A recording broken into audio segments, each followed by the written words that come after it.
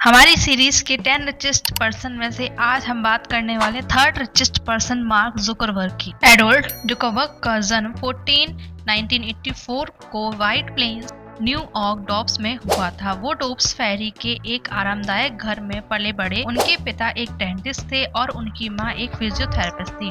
Mark बचपन से ही तेज थे और कंप्यूटर में उनकी अच्छी पकड़ थी। उन्होंने कम उम्र में ही प्रोग्रामिंग शुरू कर दी। जुकरबर्ग ने आर्टस्ले हाई स्कूल और फिर फिलिप्स एक्स्ट्रा एकेडमी में, जो एक बहुत ही मशहूर प्रिपरेटरी स्कूल है, पढ़ाई की थी और एक्सट्रीम में उन्होंने पढ़ाई में बहुत अच्छा प्रदर्शन भी किया था। अपने प्रोग्रामिंग स्कूल को निखारा। उन्होंने साइन ऐप नाम का एक प्रोग्राम बनाया जो कि उसमें सुनने के लिए आदतों का हिसाब से उन्होंने म्यूजिक रिकॉर्ड किया था और उसमें माइक्रोसॉफ्ट ने इसने भी बहुत सारे पैसों में खरीदने की कोशिश की, लेकिन जुकरबर्ग ने मना कर दिया। माइक्रोसॉफ्ट में काम करने की बजाय जुकरबर्ग ने 2002 में हार्वर्ड यूनिवर्सिटी में दाखिला लिया और उन्होंने जल्द ही एक टैलेंट रूप में पहचान मिल गई। अपने दूसरे साल में जुकरबर्ग ने फ्रेश में एक वेबसाइट बनाई। इससे स्टूडेंट्स के एक दूसरे की खूबसूरती को रेट दे सकते थे। फेस मैच विश्वासपात था और हार्वर्ड ने इसे जल्द ही बंद करवा दिया। इससे विवाद बावजूद जुकरबर्ग की प्रोग्रामिंग की स्किल्स को कोई निखार नहीं सकता। उन्होंने नए प्रोजेक्ट पर काम करना शुरू कर दिया और फरवरी में 2004 उन्होंने ड्रॉम रूम से एक नई वेबसाइट लॉन्च की, द फेसबुक।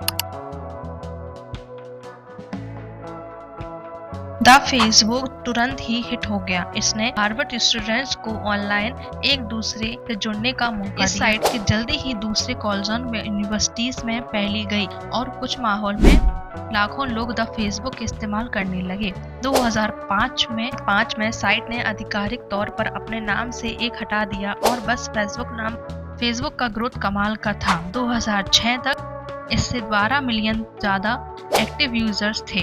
ये साइट अब सिर्फ कॉलेज स्टूडेंट के लिए ही नहीं थी, ये एक ग्लोबल चीज बन रही थी। जुकरबर्ग फेसबुक पर पूरा ध्यान देने के लिए हार्वर्ड छोड़ दिया और उन्होंने कंपनी को पालो अल्टो कैलिफोर्निया, जो कि सिलिकॉन वैली दिल का, शिफ्ट कर दिया। फेसबुक नए आइडिया लाता रहा और बढ़ता रहा।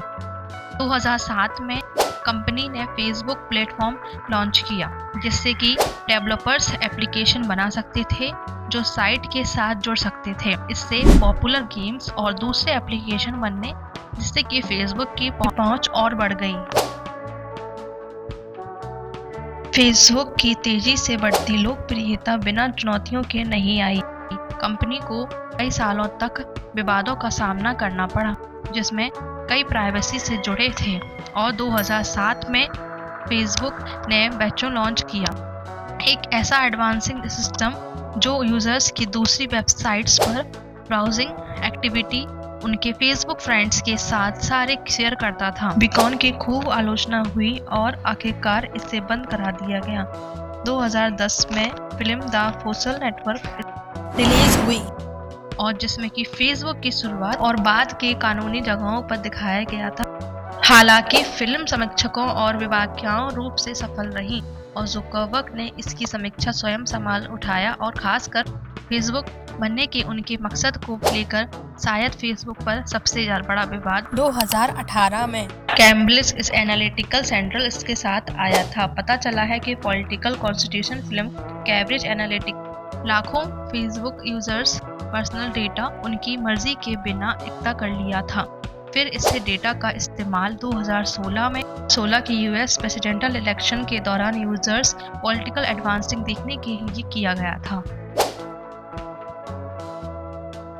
इन विवादों के बावजूद टेक इंडस्ट्री पर और समाज के मार्क जुकरबर्ग असर को कोई नकार नहीं सका। फेसबुक अरबों लाखों लोगों की जिंदगी का अहम हिस्सा बन गया है। इसने हमारे बातचीत करने, जानकारी शेयर करने और एक दूसरे से जुड़ने के तरीके को बदल दिया। जुकरबर्ग दुनिया के सबसे अमीर लोगों में से एक हैं। 2012 में फेसबुक पब्लिक हुआ और जुकरबर्ग की नेटवर्थ आसमान छू गई।